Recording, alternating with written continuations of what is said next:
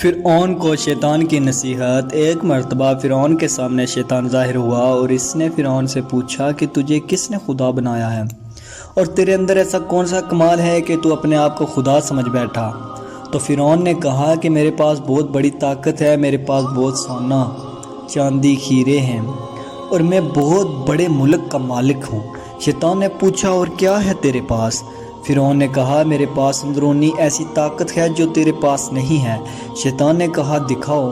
فرعون نے فوراً حکم دیا اسی وقت 1000 جادوگر بلائے جائیں اور وہ سب مل کر اس شیطان کو اپنی پھونکوں اور اثر سے اڑا دیں، اور انہوں نے اپنا جادو دکھایا۔ شیطان کو بھی اللہ تعالیٰ نے بڑا علم دیا ہے۔ شیطان نے ایک پھونک ماری جس سے سارے جادوگر کے اثرات ختم ہو گئے۔ دوسری مرتبہ پھر ان 1000 جادوگروں نے اپنا جادو دکھایا۔ شیطان نے پھر ایک پھونک ماری جس سے ان کا اثر ختم ہو گیا۔ ان جادوگروں نے پھر آخری جادو دکھایا۔ شیطان نے پھر ایک پھونک ماری اور ہنس کر کہنے لگا کہ تم اگر ایسے 1000 جادو بھی دکھاؤ گے تو میرا کچھ بگڑنے والا نہیں، سب ہوا میں تحلیل ہو جائے گا۔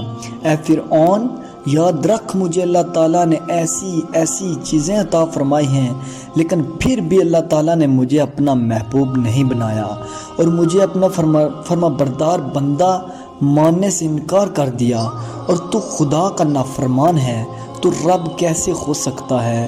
علماء کرام اس واقعے کے بعد لکھتے ہیں کہ انسان اگر خدا کی نافرمانی شہود کی وجہ سے کر لے تو اس کا گناہ اللہ تعالیٰ معاف فرما دیتے ہیں۔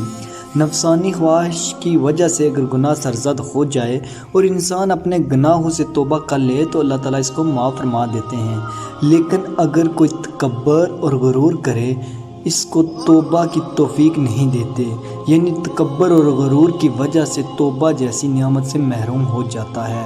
اللہ ہم سب کی حفاظت فرمائے، آمین۔